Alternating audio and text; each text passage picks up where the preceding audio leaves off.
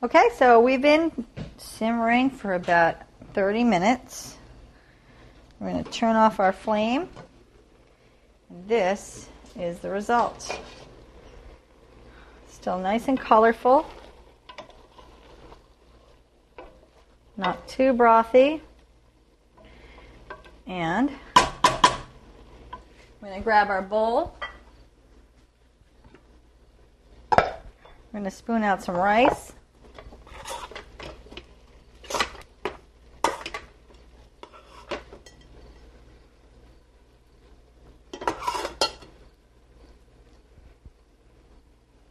Good portion of rice.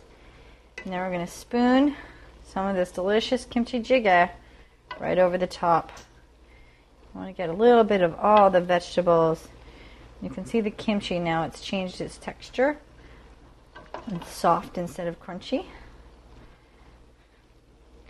And you could even serve that with a side of kimchi or some meat or something else like that. And this is the end product. And it's just that easy. Great vegetarian meal.